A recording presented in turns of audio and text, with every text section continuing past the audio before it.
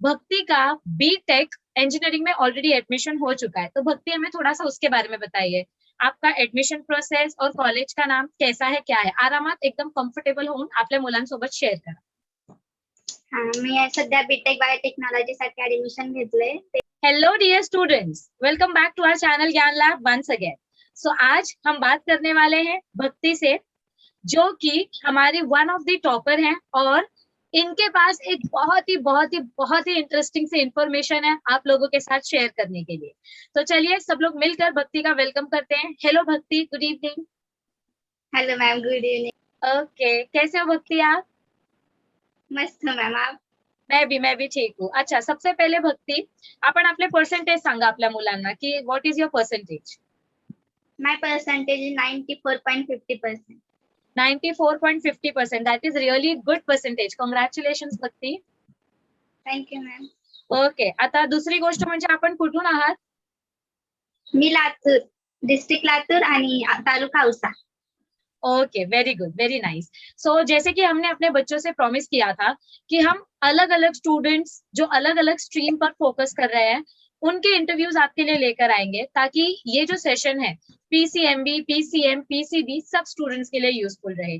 So भक्ति लातूर से हैं और उनका परसेंटेज 94 पॉइंट समथिंग, मतलब 95 के अप्रोक्सीमेटली है. So it is a very good thing कि भक्ति ने अपना टाइम निकालकर हमारे साथ बात करने का डिसाइड किया. सबसे इम्पोर्टेंट इन्फॉर्मेशन जो भक्ति शेयर करने वाली है वो मैं उससे स्टार्टिंग में ही पूछने जा रही हूँ. भक्ति का बीटेक इंजीनियरिंग में ऑलरेडी एडमिशन हो चुका है, तो भक्ति हमें थोड़ा सा उसके बारे में बताइए. आपका एडमिशन प्रोसेस और कॉलेज का नाम कैसा है, क्या है? आरामात एकदम कम्फर्टेबल होऊन आपल्या मुलांसोबत शेअर करा. मी सध्या बीटेक बायोटेक्नॉलॉजी साठी ऍडमिशन घेतलंय. ते सीएसएमयू पनवेल, छत्रपती शिवाजी महाराज युनिव्हर्सिटीला. तिथं त्यांचा एंट्रन्स आणि इंटरव्ह्यू माझा ऍडमिशन झालेला आहे आणि त्यांची ऍडमिशन प्रोसेस झाली पहिल्यांदा. मग त्यांनी माझा एंट्रन्स आणि इंटरव्ह्यू घेतली. मग त्यांच्या एंट्रन्स आणि इंटरव्ह्यू माझं ऍडमिशन झालं. अच्छा, आणि ही जी पर्टिक्युलर युनिव्हर्सिटी आहे, पूर्ण नाव काय आहे बाळा युनिव्हर्सिटीचं? छत्रपती शिवाजी महाराज युनिव्हर्सिटी पनवेल. ओके, आणि ह्या एंट्रन्स बद्दल तुला कसं कळालं?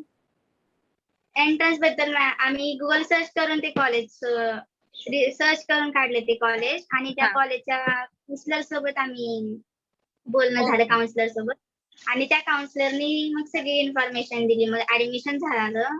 ऍडमिशन फॉर्म आपण हे केलं, सबमिट केल्यानंतर मग त्यांनी एंट्रन्स आणि इंटरव्ह्यू ठेवली. मग एंट्रन्स घेतली त्यांनी. एंट्रन्स मध्ये सिलेबस त्यांनी पीसीबीच ठेवला होता, 12वीचा सिलेबस, आणि 200 मार्काची त्यांची एंट्रन्स झाली. मग त्या एंट्रन्सच्या बेसवर आणि 12च्या पर्सेंटेजच्या बेसवर त्यांनी ऍडमिशन दिली. ओके, आणि एंट्रन्सचं नाव काय होतं या पर्टिक्युलर जी दिली आहेस तू? नाही, असं एंट्रन्स त्यांची प्री एंट्रन्स होती मॅम. ओके, म्हणजे प्री. ओके, म्हणजे प्रायव्हेट एंट्रन्स होती कॉलेजची. Pre post. ओके, कारण आपले इतर मुलं म्हणजे खूप असे मुलं आहेत जे विचारत असतात, मॅम ह्याची एंट्रन्स कधी होणार, त्या एक्झामची एंट्रन्स कधी होणार. तर ह्याबद्दल तू मुलांना काय म्हणजे सांगू इच्छिते, तू काय त्यांना गाईड करू शकते की प्रत्येक कॉलेजेसचे एंट्रन्स एक्झाम कधी होतात हे त्यांना कसं कळू शकतं? ते आपण पण आपलं जे घ्यायचंय आपल्याला करिअर पुढे आपल्याला जे करायचंय त्यामध्ये आपण सर्च करत राहायचं. आपल्या ज्या फील्डला जायचंय त्या फील्ड बद्दल आपण सतत सर्च करत राहिलं तर त्या फील्ड बद्दल आपल्याला आणखीन जास्त माहिती येईल आणि आपण ज्या कॉलेजच्या कॉन्टॅक्ट मध्ये राहू त्या कॉलेजचं पण आपल्याला कळत जाईल की त्या कॉलेजमध्ये काय चालू आहे. आणि एखाद्याबद्दल आपण कॉन्टॅक्ट केलं तर ते आपल्याला सांगत राहतील की आता एंट्रन्स आहे, आता प्री असणार का, त्यांनी सीईटीच्या बेसवर देणार किंवा कशाच्या बेसवर देणार हे ते आपल्याला सांगतील ना काउन्सिलर. त्यामुळे एका पर्टिक्युलर किंवा काउन्सिलर सोबत आपण ठेवलं तर मग ते सांगू शकतील आपल्याला. मी तसंच केलं होतं, काउन्सिलर सोबतच हे करून मग त्यांनी मला सगळी इन्फॉर्मेशन दिली होती त्यांची. Very good. भक्ति डिजर्व्स अ क्लैप. भक्ति ने अपना लाइफ एकदम अच्छे से प्लान करके रखा है. अब भक्ति ने यहाँ पर मराठी में सब आंसर दिए, तो थोड़ा सा मैं ट्रांसलेट करके बता देती हूँ ताकि सबको समझ में आ जाए. मैंने भक्ति से एक क्वेश्चन पूछा कि आप मतलब बहुत सारे बच्चे ऐसे कमेंट में हमें पूछते हैं, मैम नर्सिंग के लिए कौन सा कोर्स करना चाहिए, कौन सा कॉलेज बेस्ट है, बायोटेक्नोलॉजी के लिए कौन सा कॉलेज अच्छा है, मेडिसिन के लिए कौन सा एंट्रेंस है, कौन सा कॉलेज है. तो बच्चों देखो, सबसे पहली बात कि आपको जनरल एग्जाम जो है जैसे नीट हो गया, एमएसटी सीईटी हो गई फार्मेसी के लिए, इंजीनियरिंग के लिए, मेडिकल के लिए, उनके बारे में तो आपको पता ही है. लेकिन अगर आप अपने कोर्स के बारे में जितनी ज्यादा इंफॉर्मेशन इकट्ठा करेंगे, जितने ज्यादा वेबसाइट पे एक्टिव रहेंगे, कॉलेजेस को कांटेक्ट करेंगे। अभी भक्ति का कोई पर्सनल कांटेक्ट नहीं है छत्रपति शिवाजी महाराज यूनिवर्सिटी में, उन्होंने भी गूगल से सर्च किया और काउंसलर से बात की, कम्युनिकेट किया, फिर उनको प्रोसेस के बारे में समझ में आया। सो बहुत सारे बच्चे ऐसा आहे की उनको स्पून फीडिंग चाहिए, म्हणजे आपले खूप सारे मुलं असे असतात की त्यांच्या तोंडापर्यंत सगळं घेऊन गेले पाहिजे, त्यांना स्वतःहून काही करायचं नसतं। सो भक्ति ने पहले भी जब हमारे जूम के सेशंस चलते थे तभी भी और कमेंट सेक्शन में भी मुझसे बहुत सारी गाइडेंस मांगी थी, बहुत सारी बार पूछा था कि मैम इसका क्या एडवांटेज है, करेक्ट भक्ति? Yes ma'am, absolutely. Yes, I remember, मुझे मेरे बच्चे याद रहते हैं, चाहे 25,000 बच्चे हो जाए, चाहे 25 लाख बच्चे हो जाए, मुझे याद रहता है कि किसने। हाँ, मैंने आपसे कॉलेज के बारे में भी पूछा था मैम, मैं कॉलेज कैसा है, यस बीटेक अच्छा, यस ये सब पूछा था मैंने। यस यस, तो मुझे बहुत अच्छे से याद रहता है। और उस टाइम पे भी, अभी भी मुझे जब बच्चे टेलीग्राम पे मैसेज करते हैं, वीडियो के नीचे कमेंट में करके पूछते हैं, तो मेरा एक ही रिप्लाई रहता है, देखो हर एक कॉलेज के इंटरनल प्रोसेस के बारे में मैं आपको उतना अच्छे से नहीं बता पाऊंगी जितना अच्छे से आपको उस कॉलेज के काउंसलर बताएंगे। सो मैं सब बच्चों को यही रेकमेंड करती हूँ कि कॉलेज की वेबसाइट पे जाओ, विजिट करो, नंबर निकालो, कॉलेज को कांटेक्ट करो, तो आपको जो इन्फॉर्मेशन मिलेगी वो एक्चुअली जेन्युइन इन्फॉर्मेशन रहेगी। आप लोग मतलब आपको सब कुछ रेडीमेड चाहिए, आपले मुलं अशीच असतात, म्हणजे जे जास्त करून जे हे बघा, आता तुझ्यासारखे जे स्टूडेंट्स आहेत, ऐसा नहीं है कि सब स्टूडेंट्स एक जैसे रहते हैं, बहुत सारे स्टूडेंट्स ऐसे हैं जिन टॉपर्स का हम इंटरव्यू लेकर आ रहे हैं।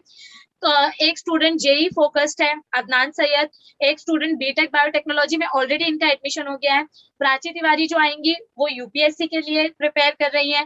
तो बहुत सारे ऐसे स्टूडेंट्स हैं, स्वीटी फार्मेसी के लिए फोकस कर रही है। तो अगर आपका करियर आपने डिसाइड कर लिया है कि आपको आगे क्या करना है, तो उसके लिए आप एफर्ट्स लेना स्टार्ट करो। आपको सब कुछ रेडीमेड नहीं मिलेगा, जब तक आप खुद से एफर्ट्स नहीं लोगे ना, आपको पता नहीं चलेगा कि आपके सामने क्या क्या अपॉर्चुनिटीज है। सो मैं सच में दिल से भक्ति को कंग्रेचुलेट करती हूँ, क्योंकि उन्होंने खुद से एफर्ट्स लिए, थोड़ी मेरी हेल्प ली, थोड़ी अपने पेरेंट्स की गाइडेंस लिया होगा, फिर काउंसलर तक पहुंचे, फिर उन्होंने जो चीजें बताई होंगी, और उसके बाद भक्ति का एडमिशन प्रोसेस कंप्लीट हुआ है। सो भक्ति, अभी आपका एडमिशन प्रोसेस कंफर्म हो गया है बेटा, मतलब आपने पेमेंट वगैरह कर दी है? यस मैम, पेमेंट कर दिया है, मेरा मेरिट लिस्ट मध्ये लागलाय माझा नंबर। 95,000 आहे इयरली फीस, पण माझा नंबर मेरिट लिस्ट मध्ये लागल्यामुळे 75% डिस्काउंट आहे मला, त्यामुळे इयरली फीस माझी 23,000 बसली। वाओ, मेरे को गूज बम्स आ गए, that's a real achievement. 95,000 yearly fees है, लेकिन भक्ति का नाम मेरिट लिस्ट में आया है, और इस वजह से उनको 75% का डिस्काउंट मिला है, जिससे उनकी फीस 23,000 हो गई है। अब देखो, यहाँ पर हम किसी कॉलेज का पब्लिसिटी नहीं कर रहे हैं, ठीक है, जेन्युइनली ये ऑनेस्ट टॉक है। So really really it's a very good thing for भक्ति, कॉन्ग्रेचुलेशन भक्ति, मेरे बहुत सारे ब्लेसिंग आपके साथ है, वेरी नाइस। सो भक्ति, अब मैं आपसे ये पूछना चाहूंगी कि कहीं ना कहीं आपने ये जो प्री एंट्रेंस एग्जाम दिया है, आपने जैसे कि बोला कि इसका सिलेबस 12th स्टैंडर्ड का ही था, तो आपने अपना 12th स्टैंडर्ड का स्टडी कैसे मैनेज किया? क्योंकि बहुत सारे बच्चों को ऐसा लगेगा कि अरे इसको 94% तो ऐसे ही कोरोना के वजह से मिल गए, म्हणजे खूप सारे मुलांचं असं म्हणणं असेल की 2021 ची जी बॅच आहे त्यांना असेच फोकटचे मार्क्स दिलेले, 10वीचे 11वीचे, म्हणून ते पास झाले। हा, तर ह्यावरती आपलं काय विचार आहे, आणि आपण काय मेसेज म्हणजे देऊ इच्छिता मुलांना? नाही मॅडम, असं नाही की हे 2021 ची बॅच म्हणजे फुकट, सगळेच विद्यार्थी फुकट पास झाले, काही विद्यार्थ्यांनी इतकी मेहनत केली होती पण पेपर नाही झाले ना। आता त्यात मी सांगते माझं, कारण मी पण मॅडम खूप अभ्यास केला होता 12वी मध्ये, असं नाही टाइमपास अजिबात केला नव्हता मी पण, माझं एक टाइम टेबल फिक्स होतं, त्या टाइम टेबल नुसारच मी अभ्यास केला, क्लास पण जॉईन केले होते, online zoom class. Yes, I know. हो, म्हणून म्हणून मला लक्षात आहे की तू माझ्या झूमच्या बॅच मध्ये होतीस। ओके ओके, हा बोल बोल। बायो मध्ये पण माझं खूप इंटरेस्ट आहे, बायो सब्जेक्ट मला खूप आवडतं, बायो सब्जेक्ट, आणि त्यातल्या त्यात तुमच्यासारखे मॅडम भेटले ना त्यामुळे खूप तुमचा पण खूप सपोर्ट झाला त्यामध्ये। Thank you so much. सगळ्या मुलांसाठी मी एव्हरी टाइम अवेलेबल आहे, त्यामुळे आणखी एवढा इंटरेस्ट आला, त्यामुळे बायो आणि फिजिक्सचे अजय सर पण खूप मस्त शिकवत होते, केमिस्ट्रीचं पण टाइम टेबल फिक्स करून मी स्टडी केली होती। अच्छा, आणि मग after Diwali zoom online classes join केले, ते तुम्ही सकाळी ठेवत होता, सकाळी सकाळी, त्यामुळे ते आणखी लक्षात राहत होतं, त्यामुळे आणि ते टाइम टेबल फिक्स करून त्याची स्टडी केल्यामुळे ना एवढं अवघड नाही गेलं, त्यामुळे आमचे प्रॅक्टिकल पण झालं कॉलेजमध्ये आम्हाला, म्हणजे असं फुकट म्हणजे तसे मार्क नाही दिले आम्हाला. प्रॅक्टिकल घेतले कॉलेजमध्ये, रिटर्न घेतलं, ओरल घेतलं, नोट्स प्रिपेअर होते माझे. मी 12th नोट्स प्रिपेअर करून ठेवले होते. सगळे लेसन्स होते माझे त्यामध्ये. ते सगळं बघून आमच्या कॉलेजमधून पण मी टॉपर आहे मॅडम. फिर से एक बार भक्ति के लिए क्लैप्स. व्हेरी गुड भक्ति, व्हेरी गुड. सो अभी म्हणजे आता जेव्हा तू बोलत होतीस तेव्हा तू टाइम टेबल वरती म्हणजे बोलत होतीस की तू तुझा एक टाइम टेबल फॉलो करायची. मतलब भक्ती का एक पहले से एक डिसाइडेड टाइम टेबल था. तर म्हणजे त्याच्याबद्दल तू थोडंसं सांगू शकतेस का की आपले जे मुलं 2022 मध्ये बोर्ड्स देणार आहेत आणि जर ते आत्तापासून अभ्यास करायला स्टार्ट करतील, म्हणजे आता ऑगस्ट चालू झाली आहे, तू तर स्टार्टिंग पासून स्टार्ट केलेलंस, पण आता ऑगस्ट संपायला आलाय, म्हणजे संपलं, आता सप्टेंबर स्टार्ट झालंय. सो त्यांच्यासाठी तू थोडंसं एक त्यांना आयडिया देऊ शकतेस का की ते कसे अभ्यास करू शकतात किंवा तू कशी करायची, म्हणजे तुझा एक टाइम टेबल, डेली रुटीन. हा मॅडम, माझी डेली रुटीन कशी होती आणि मी सकाळी 5 वाजता उठत होते. 5 वाजता आपल्याला जे सब्जेक्ट हार्ड जातो ते पहिल्यांदा करायचं कधी पण. जे सब्जेक्ट हार्ड जातं आणि सकाळी कसं आपल्या माइंड फ्रेश असतं माइंड, त्यामुळे जास्ती लक्षात असतं आपल्याला ते टॉपिक. त्यामुळे 5 ते 7 या टॉपिक मध्ये मला केमिस्ट्री हार्ड जाते सब्जेक्ट. त्यामुळे मी केमिस्ट्री घेऊन फर्स्ट स्टार्टिंग मी केमिस्ट्री सोबत करत होते. 5 ते 7 मध्ये केमिस्ट्री होत होतं. नंतर मग 7 ते 8 मी गॅप देत होते. नंतर 8 पासून 10 पर्यंत एक टॉपिक घ्यायचं बायो. मग ते झालं की मग आणखीन 1 तास गॅप देऊन 12 ते 3 फिजिक्स. असं म्हणजे एक टाइम टेबल फिक्स होतं, त्यानुसारच मी जात होते. एकदा आपण टाइम टेबल आपलं फिक्स केलं, आपल्याला 4 दिवस 8 दिवस जाता अवघड. नंतर आपल्याला सवय झाली ना, मग ते टाइम टेबल असं आपण एक आपल्याच ह्याच्यामध्ये म्हणजे उत्साह होतो निर्माण की हा आपलं तर केलंय टाइम टेबल तर आपण करायला पाहिजे असं. हो म्हणजे आपण म्हणजे करायला पाहिजे. येस. केलं ना आपण एकदा स्टार्टिंग केलं ना तर मग आपण आपल्या पण ते हे होतं असं. सो मतलब भक्ति का यहाँ पर बोलना ये है कि देखो टाइम टेबल बहुत सारे बच्चे बनाते हैं, कितनी बार तो हमने आपको वीडियोस बना के बताई कि आप इस तरीके से फॉलो कर सकते हो. आपके पास 190 डेज है, 190 डेज में 64 चैप्टर कंप्लीट करना है, उसमें से एक चैप्टर को कितना घंटा देना चाहिए, हम भी आपकी हेल्प करते हैं. प्लस यहाँ पे भक्ति जिस चीज पे फोकस कर रही है और हम भी हमेशा यही बोलते हैं, टाइम टेबल बनाओ और उस टाइम टेबल को फॉलो करना स्टार्ट करो. स्टार्टिंग के 2 दिन डिफिकल्टी होगी, 4 दिन डिफिकल्टी होगी, 8 दिन डिफिकल्टी होगी, लेकिन ऐसी दुनिया में कोई चीज नहीं है कि जिसको प्रैक्टिस से आप कंटिन्यूअस सीख नहीं सकते. अगर आपने डेडिकेशन के साथ अपने टाइम टेबल को फॉलो करना डिसाइड कर लिया कि मुझे टाइम टेबल फॉलो करना ही है, तो डेफिनेटली आप अपना टाइम टेबल फॉलो कर पाएंगे और फिर आपको आगे बढ़ने से कोई नहीं रोक सकता. तो अभी यहाँ पर भक्ति ने नोट्स मेकिंग की बात की थी कि वो खुद का नोट्स भी बनाते थे. तर कसे नोट्स बनवायची एक ते सांग मुलांना तू तुझ्याबद्दल, आणि आपल्या जे आपण स्वतः नोट्स बनवतो आणि टीचर जे नोट्स देते त्यात डिफरन्स काय असतो, कोणती नोट्स जास्त बेटर असते?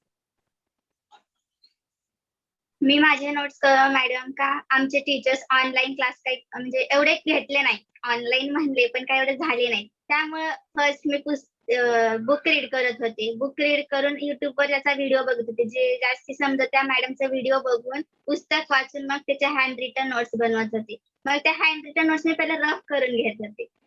रफ मध्ये लिहून घेत होते आणि मग त्याची जी फेरवही आहे त्यामध्ये मग ते न बघता ते फेर करत होते.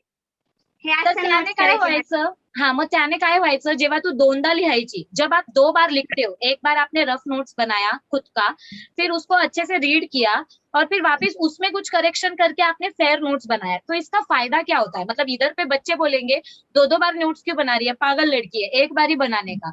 तर म्हणजे तिथे का तू असं करायची, काहीतरी आपलं रिझन असेल, काहीतरी त्याचा फायदा झाला असेल, तर काय फायदा व्हायचं? नाही ना मॅडम, आपण जर व्हिडिओ बघून जर एकदा पुस्तक वाचलं तर तिथंच आपल्याला अर्धा टॉपिक तर तिथं समजून जातो आणि जर आपण मग तिथं इकडं रफ करून जर फेअर केलं तर तिथं आपलं टॉपिकच परफेक्ट होऊन जातो आणि आपल्याला लिहिण्याची पण प्रॅक्टिस होते. ते टॉपिक मध्ये पॉइंट कसं बनवायचं ह्याची प्रॅक्टिस होते. असं 2-3 हे आहेत त्याचे पण एडवांटेजेस मतलब बहुत सारे. जब आप एक बार लेक्चर देख के लिखते हो तो स्टार्टिंग में फर्स्ट टाइम आपको कॉन्सेप्ट समझ में आता है, फिर सेकेंड टाइम जब आप उसको लिखते हो तो आपको वो कॉन्सेप्ट याद हो जाता है, और जब आप थर्ड टाइम उस नोट्स को देखोगे तो आपका रिविजन हो जाएगा. सो आपको अलग से कोई 4 नोट्स नहीं पढ़नी पड़ेगी. सो काम सॉर्ट हो जाता है आणि स्वतःची हँडरायटिंग आपल्याला जास्त कळते, स्वतःचे शब्द आपल्याला जास्त लक्षात राहतात. जर टीचरने बनवून दिली नोट्स, म्हणजे आपले मुलं खूप असे बोलतात, मॅम तुम्ही नोट्स बनवून द्या, तुम्ही नोट्स बनवून द्या, तर त्याचा फायदा काय होणार?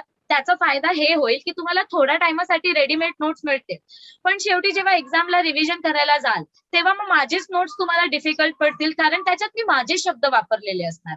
सो ऐसा नहीं बोलूंगी कि टीचर के नोट्स यूजफुल नहीं होते, टीचर के नोट्स यूजफुल होते हैं, लेकिन खुद के नोट्स सबसे ज्यादा बेस्ट होते हैं क्योंकि वो आप अपने वर्ड्स में लिखते हो. सो यस, ये एक भक्ति ने बहुत ही स्ट्रिक्ट रूटीन फॉलो किया है कि उन्होंने जो टाइम टेबल बनाया था वो टाइम टेबल वो फॉलो करते थे, प्लस वो खुद का नोट्स बनाते थे. आता इथे मला एक प्रश्न हा विचारायचा आहे भक्ती, की तुझा सिलेबस कधीपर्यंत कम्प्लीट झालेला आणि तू किती वेळा रिव्हिजन केलंयस बोर्ड एक्झाम व्हायच्या आधी? म्हणजे 23 एप्रिल बोर्ड एक्झामची डेट डिक्लेअर झालेली, तर तोपर्यंत तर तुझा अभ्यास झाला असेल, तर कधी झालेला आणि किती रिव्हिजन केलं होतंस? जानेवारी महिन्यापर्यंत मी पूर्ण माझा सिलेबस कम्प्लीट केला होता मॅडम, आणि तेव्हापासून मी रिव्हिजन चालू केलं होतं 12th. ओके. तेव्हापासून रिव्हिजन, आणि फक्त असं नोट्स प्रेफर करत नव्हते. तेव्हा आपण युट्यूबचे व्हिडिओ, जे मला त्यातून पण अवघड जात होतं, जे टॉपिक त्यातून पण अवघड वाटत होतं, ते टॉपिक मी सारखं युट्यूबवर बघून त्याचे नोट्स आणखीन लिहून प्रॅक्टिस करून, किंवा जास्ती वाचून प्रॅक्टिस करून, असं म्हणजे असं प्रेफर केलं होतं मी. ओके. आता म्हणजे जसं तू बोलतेस की तू कंटिन्यू स्टडी करत होतीस, तर आता इथे मुलं विचारतील आपल्याला, कारण तू स्वतः लातूरवरून आहेस, ठीक आहे, आणि हमारे ऐसे बहुत सारे बच्चे हैं जो बोलेंगे मैम इसके इधर नेटवर्क इश्यू अच्छा होगा इसीलिए ये ऐसे कंटिन्यू पढ़ाई कर पाती है. तर तू त्या मुलांना काय बोलशील जे म्हणजे खूपच जास्त रुरल एरियामध्ये राहतात आणि ज्यांच्या इथे नेटवर्क इश्यू एवढा चांगला नसतो, तर त्यांच्यासाठी तू काय सजेशन देऊ शकतेस? म्हणजे जे मुलं रीजन देतात, कारण देतात, मतलब कुछ बच्चे सिर्फ रीजन देते, मैम नेट नहीं था, ये नहीं था, वो नहीं था, तो उन बच्चों के लिए आप क्या सजेशन देना चाहते हो?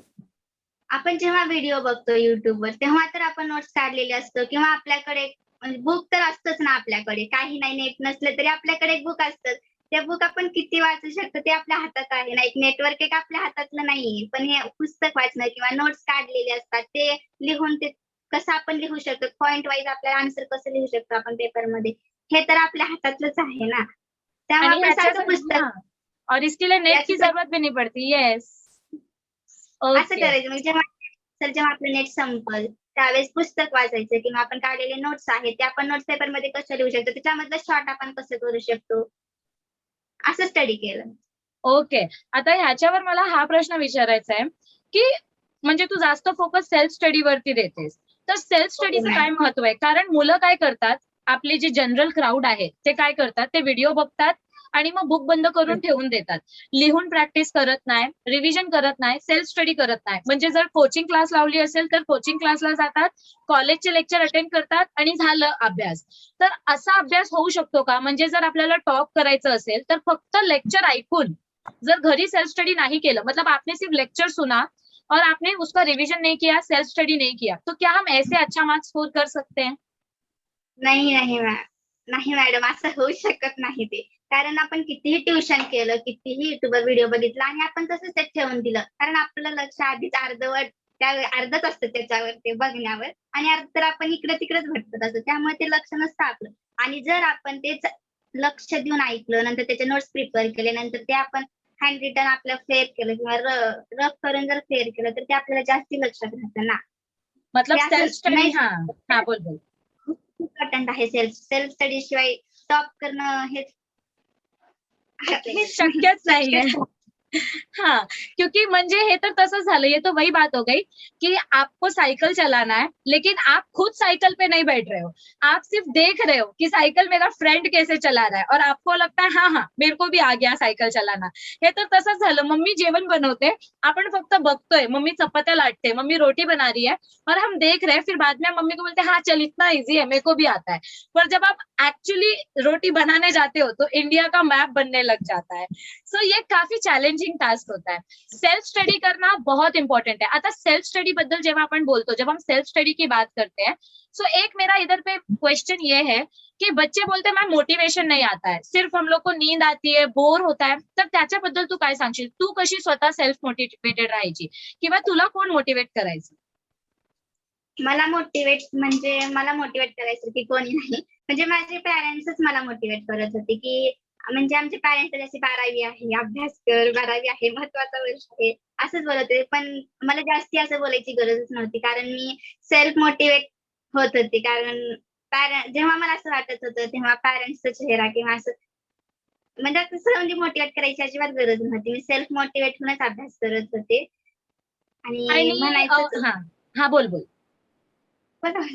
हा म्हणजे आता तू जेव्हा सेल्फ मोटिवेशनचं बोलतेस तर इथे आपल्याला मुलं विचारतील की अभ्यास करून करून जर कंटाळा आला तर मग तेव्हा काय करायचं, म्हणजे तू स्वतःला डिस्ट्रेस कशी करायची. कारण हे बघ, ये फैक्ट है, आपको असाइनमेंट्स इतने सारे मिलते हैं, कॉलेज के लेक्चर्स इतने ज्यादा होते हैं और ऑनलाइन पढ़ने के बाद भी एक टाइम के बाद स्ट्रेस हो जाता है. तर तू स्वतःला कशी डिस्ट्रेस करायची, आप अपने आप को डिस्ट्रेस कैसे करते थे, क्योंकि मोटिवेशन तो आपके अंदर भर भर के भरा था, क्योंकि आपको पहले से पता था कि लाइफ में आपको क्या पहले से पता था, मतलब आपने डिसाइड कर लिया था. तो अभी आपके सामने आपका गोल सेट है, लेकिन कभी कभी बोर होने लगता है या कंटाला आने लगता है, स्ट्रेस होने लगता है, तर त्या सिच्युएशनला तू कशी फाईट करायची. जर कधी मला डिस्ट्रेस आलं तर मग मी कधी म्युझिक ऐकायची, कधी आईसोबत बोलत बसायचं, नाही कधी भाऊ बहिणीसोबत बोलत बसायचं. म्हणजे असं कधी अभ्यासात कंटाळा असं पण नाही की रेग्युलर मध्ये अभ्यास करत होते. येत होता स्ट्रेस काही गोष्टी म्हणजे असं अभ्यासाचा कंटाळा आला एक दिवशी नाहीच करू वाटलं तर मग मोटिवेट कसं करू शकतो आपण आपल्या स्वतःला हे बॅकग्राऊंड म्हणजे आपण तयार करून मग आणखीन त्या अभ्यासाची आपल्याला कसे निर्माण होईल असं. आता आता माझी आईसोबतच मी जास्ती बोलत असते किंवा आपण डिस्ट्रेस झालं तर मी सगळं आईसोबतच शेअर करते. त्यामुळे जास्ती आईसोबत बसून किंवा म्युझिक ऐकून किंवा खूपच बोर झालं पिक्चर बघून असं म्हणजे करत होते. ओके, मतलब भक्ति किताबी कीड़ा नहीं है, वो दिन रात सिर्फ बुक में नहीं पड़ी रहती थी.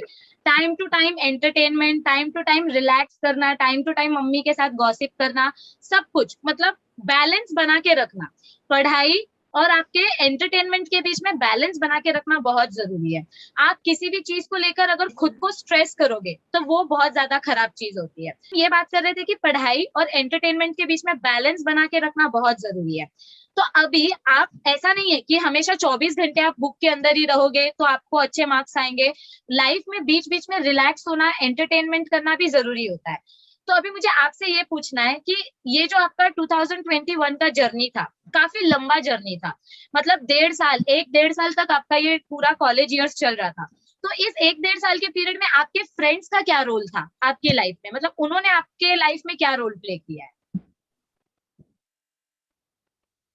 माझे फ्रेंड्स म्हणलं तर माझे फ्रेंड्स असं 4-5च फ्रेंड आम्ही म्हणजे जास्त फ्रेंड सर्कल पण नाही ठेवलं मी कारण खूप डिस्ट्रॅक्ट होत होते फ्रेंड सर्कल म्हणल्यावर. त्यामुळे आणि ओके. माझे फ्रेंड्स पण मला खूप सपोर्ट केलं स्टडीमध्ये. त्यांचं म्हणजे आम्ही असं जे कळत नाही ते एकमेकांना पण विचारून घेतो पॉइंट्स म्हणजे जे कळत नव्हतं ते एकमेकांना विचारून एकमेकांसोबत बसून त्याचं त्या पॉइंट बद्दल म्हणजे ते पॉइंट कसं समजायला सोपं पडेल हे असं कसं म्हणजे हे करून मग आम्ही स्टडी करत होतो. मतलब सर्कल को छोटा रखो, पॉझिटिव्ह रखो और खुद के ऊपर भी फोकस करो और उनकी भी हेल्प करो. ओके, तर आता इथे माझा हा प्रश्न आहे, कारण ये चीज बहुत ज्यादा कॉमन हो गई है. छोटे छोटे बच्चों के पास मोबाईल फोन्स आहे, 5वी, 1ली, 2री, 3री. तर एवढ्या टेक्नॉलॉजीच्या जगात आपण म्हणजे एका काळी असे शिकलेलो की मोबाईल किंवा इंटरनेट हे वरदान पण आहे आणि अभिशाप पण आहे. तो आपने इस चीज को कैसे टैकल किया, आपके लिए इंटरनेट क्या रोल प्ले कर रहा था, वो आपके लिए ब्लेसिंग था, कर्स था, या आपने अपने आप को कैसे बैलेंस किया. नाही मॅडम मला जास्ती म्हणजे मी आईचाच मोबाईल यूज करते. असा मला सेपरेट मोबाईल काही काही नव्हता. आणि माझी आई टीचर असल्यामुळे ती शाळेत ऑनलाईन क्लास घ्यायला जात होती. म्हणजे सकाळी 8 वाजता गेलेली 3 वाजताच यायची. तोपर्यंत माझ्या हातात मोबाईल नसायचा. तोपर्यंत मी बुक रेफर करायची किंवा माझे जे व्हिडिओ बघून झाले होते त्याचे नोट्स रेफर करायचे किंवा रफ केलेले नोट्स शेअर करत होते.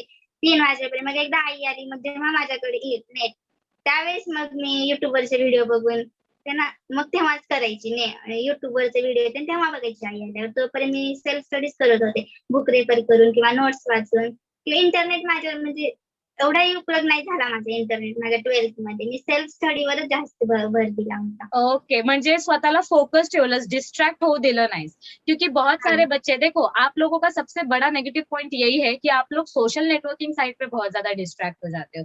सो ऐसा मत होने दो, अपने गोल को अपने सामने फिक्स करके रखो कि आपको लाइफ में कहाँ पहुंचना है, तो ऑटोमॅटिकली आपका डिस्ट्रॅक्शन गायब हो जाएगा. ओके, थँक्यू भक्ती. आता मला हा प्रश्न विचारायचा आहे की तुझा फेवरेट सब्जेक्ट कोणता होता. माझा favourite subject biology madam. Okay okay. आणि म्हणजे हा बोल ना बाळा. मी मनातून सांगते म्हणजे असं बायोची मॅडम आहेत अंजली मॅडम म्हणून असं नाही सांगत आहे. अच्छा. माझं म्हणजे इंटरेस्ट मध्येच खूप आहे. बायो मध्ये म्हणलं तर असं बोर नाही होत स्टडीला, किंवा त्यामध्ये असं बोर होण्यासारखं ते विषयच नाही ना. त्याच्यामध्ये ह्युमन्सची स्टडी आहे, एनिमल्सची स्टडी आहे. त्यांच्या ते म्हणजे लाईफस्टाईल शिकायला भेटतं त्याच्यामध्ये. म्हणजे म्हणजे खूप एनिमल्सची काय. झाली हं. आणि तशी डिफरंट डिफरंट टाइपची स्टडी करायला मला खूप आवडतं. त्यामुळे माझा फेव्हरेट सब्जेक्ट बायो आहे. Thank you, thank you. ठीक आहे. Okay, very nice. आता मला हे विचारायचं आहे, की म्हणजे तुझ्या या स्टडी जर्नीमध्ये ऑनलाइन टीचिंगचं किंवा ज्ञान लैब चैनलचं काय योगदान होतं? मतलब हमने आपको किस तरीके से हेल्प की, अगर हेल्प की हो तो? म्हणजे आमच्या तर्फून तुला ही आहे काय ना मॅम, हां, येस. खूप हेल्प झाली. खूप हेल्प झाली मॅडम ज्ञान लॅबकडून. जेव्हा मी तुमच्या म्हणजे ते मी कॉलेजचे आमचे सर होते ना मॅडम बायोचे, त्यांनी तुमचेच व्हिडिओ रेफर करायला सांगितले होते. त्यांनी ग्रुपवर सुद्धा ज्ञान लॅब चॅनलचेच व्हिडिओ टाकत होते आमच्या ग्रुपवर. त्यांना बायोचं म्हणलं की अंजली मॅडमचेच व्हिडिओ आमच्या ग्रुपवर पडत होते. आणि म्हणलं तर ते बायोचे सर पण आम्हाला त्यांचे व्हिडिओ देत होते. आणि तुमचं म्हणलं तर ते तुमचे मी Zoom ऑनलाईन क्लासेस पण जॉइन केले होते. त्यामुळे माझी हाफ स्टडी तर ते ऑनलाईन Zoomमध्येच झाली होती. कारण तुम्ही ते सकाळी घेत होतात ना, आणि मला बायो म्हणजे फेव्हरेट सब्जेक्ट होता. त्यामुळे बायोची तर स्टडी माझी परफेक्ट झाली होती. म्हणजे असं 95 च्या पुढे तर मी असलेच होते आणि आता पण मला बायोमध्ये 97 मार्क्स आहेत. Very good, very good. Thank you so much. तुझ्या सरांना पण थँक यू सांग मुलांसोबत व्हिडिओ शेअर केल्याबद्दल. कारण आमचं एमच आहे. म्हणजे हमने स्टार्ट ही ऑनलाइन टीचिंग इसलिए किया था कि घर पे बैठे-बैठे भी बच्चों को कैसे बेटर एज्युकेशन मिल सके. तर खरंच जेव्हा आपल्यामुळे मुलांना म्हणजे माझ्यामुळे आणि अजय सरांमुळे जर मुलांना हेल्प होत असेल, तर आम्हाला खूप खूप असं मनातून एकदम चांगलं वाटतं. Thank you so much. आणि खूप आताच हेल्प झाली. खूप ओके, हेल्प ओके. झाली. थँक हं. Thank you. तर आता हा अजून एक प्रश्न आहे. लाईफमध्ये जेव्हा आपण म्हणजे पुढे जातो, तर आपल्यासमोर एक रोल मॉडेल आपण ठेवतो, की मला ह्या माणसाशी हे शिकायचंय आणि मला ह्या माणसासारखं व्हायचंय. तो आपके लाइफ में ऐसे रोल मॉडल कौन है या किसने ये रोल प्ले किया है? मेरे पेरेंट्स ही हैं ना. आपके पेरेंट्स हैं. माझे माझ्या पॅरेंट्समध्ये माझे पॅरेंट्सच एज्युकेटेड आहेत. माझे पप्पा ॲडव्होकेट आणि माझी आई टीचर आहे. वाह! त्यामुळे असं एज्युकेटेड पॅरेंट्स असल्यामुळे मला कधी अडचण नाही आली किंवा स्टडीमध्ये किंवा मोटिव्हेट करण्यामध्ये किंवा माझ्या रोल मॉडेलमध्ये पण म्हणलं तरी नाही हे होईल. कारण मला आई-पप्पा सारखं मोटिव्हेट करत होते आणि रोल मॉडेल पण म्हणत होते त्यांनीच.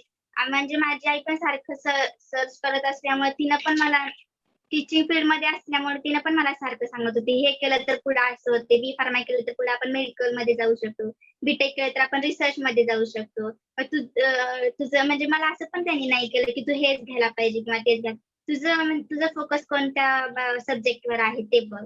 मग पुढे तुला त्याच्यात काय इंटरेस्ट आहे ते बघ. मग पुन्हा त्याच्यात तुला पुढं आता मी बी-टेक बायोटेक्नॉलॉजी घेतली. त्याच्यामध्ये पुढे आपण रिसर्चमध्ये जाऊ शकतो. मग त्याच्यामध्ये पण आपलं म्हणजे पूर्ण गोलच ठरलेलं होतं माझं. ओके. 12th झाली कीच मी माझं गोल हे केलंय. 12th पण मला म्हणलं तर मला बायोमध्येच करियर करायचं होतं पुढे चालून.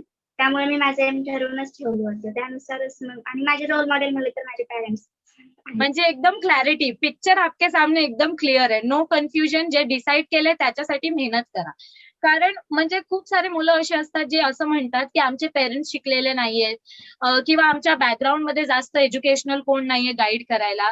तर म्हणून आम्ही ब्लँक आहोत. तो ऐसा नहीं है. देखो, आई अंडरस्टैंड कि पेरेंट्स एजुकेटेड नहीं होते. अगर मैं अपनी बात करूं तो मेरे मम्मी पापा सिर्फ 8th स्टैंडर्ड तक पढ़े, लेकिन मेरा पोस्ट ग्रेजुएशन हो गया है. मैंने अपना 17th कंप्लीट कर लिया है. अभी मैं बीएड का डिग्री ले रही हूँ, पीएचडी के लिए स्टडी कर रही हूँ. सो जरूरी नहीं है कि पेरेंट्स पढ़े लिखे होंगे तो ही आप आगे पढ़ पाओगे. हाँ, पेरेंट्स का एक सपोर्ट होना चाहिए. अब वो सपोर्ट सिर्फ एजुकेशन पर्पज से हो ऐसा जरूरी नहीं है. वो आपको इमोशनली सपोर्ट करते हैं, आपको फाइनेंशियली सपोर्ट करते हैं, आपको हर तरीके से सपोर्ट देने की कोशिश करते हैं. सो ये सिर्फ एक एक्सक्यूज होता है कि अरे मैम मेरे पेरेंट्स पढ़े लिखे नहीं थे इसीलिए मैं पढ़ा लिखा नहीं हूँ. तो इस एक्सक्यूज को अपनी लाइफ का प्रॉब्लम मत बनने दो. इस एक्सक्यूज का एग्जाम्पल लो कि अगर वो पढ़े लिखे नहीं है तो मुझे पढ़ के उनके लिए एग्जाम्पल सेट करना है, उनको प्राउड फील कराना है. और भक्ति के केस में तो उनको पहले से काफी ज्यादा मॉरल सपोर्ट मिला है, हमेशा पॉजिटिव एटमॉस्फियर रहा है उनके सामने. भक्ति, आपके घर पे कोई छोटे भाई बहन है आपके या आप छोटे हो? नहीं मैम, मैं बड़ी, मेरा भाई है छोटा. अच्छा, वो कौन सी स्टैंडर्ड में है? तो आता 12वीला आहे सध्या, 12th म्हणजे चालू आहे त्याची. त्याच्यासाठी खूप मोठा कॉम्पिटिशन तू सेट केलायस. 95% तुझे आलेत, म्हणजे आता त्याला त्याच्यापेक्षा जास्तच आणावे लागतील. Okay okay. हो. So it was really nice talking to you. आता एक लास्ट प्रश्न मला डोक्यात क्लिक झालाय, की तू कोणती एखादी PYQ साठी म्हणजे प्रिव्हियस इयर क्वेश्चन साठी कोणती एखादी बुक रेफर केलेलीस किंवा एंट्रन्स साठी कोणती पर्टिक्युलर पब्लिकेशन रेफर केलेलीस की फक्त टेक्स्टबुक वरती स्टिक होतीस? नाही, टेक्स्टबुक मधले मी पहिल्यांदा टेक्स्टबुकलाच पहिलं प्रेफर दिलं होतं मी, आणि पहिल्यांदा टेक्स्टबुक मधलेच मी सगळे टॉपिक पहिल्यांदा परफेक्ट केलेत, आणि सगळे टॉपिक परफेक्ट केल्यावर आता मी रेफर करतेय टार्गेट आणि अरिहंत, हे 2 पब्लिकेशन सीईटी साठी रेफर करते. नीटचं पण फॉर्म भरले, नीटचे पण पेपर देते मी, आणि सध्या फोकस सीईटी वर आहे. त्या सीईटीचे पण मला त्या टार्गेट आणि अरिहंत असे 2 पब्लिकेशन रेफर करते मी. पण हे म्हणजे असं सॉल्व्ह करायचंय म्हणून करायचं नाही ना हे पण. म्हणजे आधी आपले टॉपिक कव्हर असले पाहिजे. हा, मला हे टॉपिक येतंय, हे आपल्याला जर सेल्फ कॉन्फिडंट असेल तर आपण ते एमसीक्यू किंवा पीवायक्यू सॉल्व्ह करू शकतो. त्यामुळे पहिलं प्रेफर आपलं बुकवरच असलं पाहिजे. जर आपलं बुक असेल पूर्ण, म्हणजे टॉपिक आपले जर कव्हर झालेले असेल तरच मग ते एमसीक्यू सोडवायला तो म्हणजे मतलब हे यहाँ घ्यायचं. पर टॉपर का सजेशन ये है कि आप पहले अपना टेक्स्ट बुक का थियोरी पूरा कंप्लीट करो, कॉन्सेप्ट बिल्डअप करो और फिर उसके बाद PYQ सॉल्व करना स्टार्ट करो. क्योंकि PYQ सॉल्व डायरेक्ट करने बैठोगे और अगर कॉन्सेप्ट नहीं आएगा तो ये तो वही बात हो गई कि मतलब आप डायरेक्ट फर्स्ट स्टैंडर्ड से 10th स्टैंडर्ड में चले गए. सो ऐसा नहीं होना चाहिए. पहले थियोरी स्ट्रॉन्ग करो, कॉन्सेप्ट स्ट्रॉन्ग करो और फिर PYQ सॉल्व करो, MCQ सॉल्व करो, तो आपका एनालिसिस बिल्डिंग पावर बढ़ेगा. सो यस, जितने क्वेश्चंस पॉसिबल थे मैंने भक्ति से सारे पूछ लिए हैं. अगर फिर भी आपको ऐसा लगता है कि आपको कोई क्वेरी है या आपको कोई पर्टिक्युलर क्वेश्चन पूछना है तो आप हमें कमेंट सेक्शन में पूछ सकते हैं. सो आता भक्ती आपण इंटरव्ह्यू वाइंड अप करू. फक्त एक लास्ट 5 पॉइंट्स आपले जे मुलं 2022 मध्ये, हमारे जो बच्चे 2022 में एग्जाम देने वाले हैं, उनके लिए 5 ऐसे स्ट्रॉन्ग बुलेट पॉइंट्स आप बताओ कि उनको क्या करना चाहिए. 5 पॉइंट्स क्या वो फॉलो कर सकते हैं? पहिलं म्हणलं तर त्यांनी पहिल्यांदा म्हणजे कन्सेप्ट क्लिअर करून घ्यायचं पुस्तकामधलं. कन्सेप्ट जर क्लिअर असेल तरच मग म्हणजे स्टडीमध्ये आपण कुठंतरी म्हणजे असं एक आपलं हे ठरलेलं असायला पाहिजे, की आपलं एक पुस्तक रेफर झालंय, की मग किंवा त्यांनी त्यांचे जर ऑनलाईन क्लासेस चालू असतील तर तिथं पहिलं त्यांनी ऑनलाईन क्लासेसमध्ये पहिल्यांदा म्हणजे आपलं काय म्हणतात ते गोल एक राहायला पाहिजे, की ते एम राहायला पाहिजे हा. आपलं ते, की असं ओके. Online classes. हा, म्हणजे कॉन्सेप्ट वरती जास्त फोकस केलं पाहिजे स्टार्टिंगला. मग सेकंड? मग सेकंड त्यांनी म्हणलं तर एक टाइम टेबल बनवून ठेवायला पाहिजे. महत्वाचं, सगळ्यात महत्वाचं त्यांचं टाइम टेबल राहायला पाहिजे. आणि फक्त टाइम टेबल बनवून फायदा नाही, ते रेफर पण तसंच करायला पाहिजे त्यांनी. सो Second स्केड्युलिंग, म्हणलं तर. प्लॅनिंग खूप थर्ड म्हणलं इम्पॉर्टंट तर आहे. त्यांनी हा, थर्ड. हो, आणि त्यांचे नोट्स पाहिजे, म्हणजे प्रॉपरली नोट्स पाहिजे. जर कधी कोणी पण विचारलं, की काय केलं तुम्ही 12th मध्ये? आता जर मला कोणी विचारलं, की तुम्ही 12th काय फुकट पास केली? माझ्याकडे सगळे प्रूफ आहेत. तुम्ही किती अभ्यास केला होता हे सगळे प्रूफ माझ्याकडे आहेत. मला जरी कोण असं म्हणलं ना, मी सगळे प्रूफ दाखवत असते त्यांना माझी 12th मध्ये मी स्टडी केलेली. Very good. सो म्हणजे असं सेल्फ नोट्स, हा, हँडमेड नोट्स खूप इम्पॉर्टंट आहे. ओके. ओके. फोर्थ? आणि म्हणलं तर आपले कन्सेप्ट क्लिअर पाहिजे सगळ्या, म्हणजे तिन्ही झालं, फिजिक्स, केमिस्ट्री, बायो, तिन्ही बद्दल आपले कन्सेप्ट पूर्ण क्लिअर पाहिजे. जर कन्सेप्ट क्लिअर नसतील तर आपल्याला स्टडीमध्ये खूप प्रॉब्लेम येतो. ओके. आणि लास्ट? लास्ट म्हणलं तर म्हणजे सजेशन द्यायचं म्हणलं तर हो. जे स्टडी केल्याशिवाय काहीच नाही. स्टडी म्हणजे एक आपलं गोल ठरवा. गोल ठरवून मग पुढे ते टाइम टेबल बनवा. टाइम टेबल नुसार 2 दिवस जड जाईल, 4 दिवस जड जाईल, पण आपल्याला एकदा समजलं तर आपण ते प्रेफर करून म्हणजे टॉप करू शकतो 12th. असं नाही की म्हणजे केलं तर नाही केलं तर पण आपण टॉप करू शकतो. किंवा आता असं एक झालंय 2022च्या स्टुडंटला. आता 2021ला बॅचला पेपर झाले नाहीत. आम्हाला पण पेपर नाही होणार. आम्ही पण असेच पास होणार. तर अशा ह्याच्यावर करू नये. कारण ते मार्क्स म्हणलं तर एक पेपर झेरॉक्स आहे. शेवटी आपलं नॉलेज किती आहे ते आपल्या नॉलेज पाहिजे स्वतःकडे. ते काय एक पेपरची डिग्री आहे मार्क्स म्हणलं तर. आपल्याकडे नॉलेज किती आहे हे इम्पॉर्टंट आहे ना. हे आता आणि हे असं म्हणजे म्हणून काहीच फायदा नाही. केलं तर सगळं आहे. नाही केलं तर काहीच नाही. व्हेरी ट्रू, आणि व्हेरी आता ट्रू. जर 12th ला तुम्ही हा, बोल ना, बोला. 12th ला जर तुम्ही अभ्यास तरच पुढे सगळं आहे. की मी बी फार्मा करणार किंवा मी हे करणार, ते करणार असं म्हणून काहीच उपयोग नाही. जर तुम्ही 12thला चांगले पर्सेंटेज घेतले आणि जर पुढे सीईटीचा अभ्यास करून जर तुमचं एम ठरलेला असेल आणि त्या थ्रू गेला सीईटीचं असेल किंवा बी फार्मा करायचं असेल तर सीईटी लागेल. त्या सीईटीचा छान अभ्यास करून सीईटीमध्येच 150+ स्कोअर केलं तर गव्हर्नमेंट कॉलेजला नंबर लागला. म्हणजे असं एम असेल तरच आपण काहीतरी करू शकतो. एम असेल तर काहीच नाही. आणि जेवढे आपल्या हातात वेळ आहे, आता पण वेळ गेली नाही तुमची. आता जरी तुम्ही चालू केलं, सप्टेंबर महिना चालू झाला, आता जरी तुम्ही चालू केलं, आता पण तुम्ही करू शकता. फक्त आता करायला चालू केलं पाहिजे त्यांनी. आणि एक आपलं टाइम टेबल ठरवून जर त्यांनी आता पण चालू केलं तर ते सक्सेस होण्यापासून म्हणजे इम्पॉसिबल आहे त्यांनी टॉप करणं. तर त्यांनी करायचं ठरवलं तर त्यांनी टॉप आता सुद्धा करू शकतात. तो इसका मतलब ये खुद टॉपर बोल रही है कि अगर आपने अभी भी पढ़ना स्टार्ट किया तो आप अभी भी टॉप कर सकते हैं। और मैं एक ही चीज बोलकर ये सेशन खत्म करना चाहूंगी, action speaks louder than words. सिर्फ बोलो मत, करो, टाइम टेबल बनाओ, उसको फॉलो करो। और अगर अब तक पढ़ाई करना स्टार्ट नहीं किया है तो पढ़ाई करना स्टार्ट करो। हमारी चैनल पे बायो और फिजिक्स के मैक्सिमम कंटेंट अवेलेबल है। आपका सीईटी का प्रिपरेशन भी हम करवा रहे हैं, नीट के लिए भी हमने नया चैनल स्टार्ट किया है, ज्ञान लैब एनसीईआरटी। सो आप चैनल ज्वाइन करो। ऑनलाइन में बहुत फ्री एजुकेशन अवेलेबल है, ज्यादा से ज्यादा एजुकेशन का फायदा उठाओ और अपना बेस स्ट्रॉन्ग करो और बहुत ब्यूटीफुल कलर्स के साथ बोर्ड एग्जाम्स में पास हो जाना। सो भक्ति की तरफ से और मेरी तरफ से 2022 के बच्चों के लिए बहुत सारे बेस्ट विशेस, बहुत सारे ऑल द बेस्ट। और ज्ञान लैब चैनल की तरफ से भक्ति को all the best end congratulation. आपके कॉलेज की जर्नी भी ब्यूटीफुल हो और आप भी बहुत सक्सेसफुल हो जाओ लाइफ में। थैंक यू सो मच भक्ति, हमारे बच्चों के साथ इतना जेन्युइन ओपिनियन शेयर करने के लिए। Thank you so much. Thank you.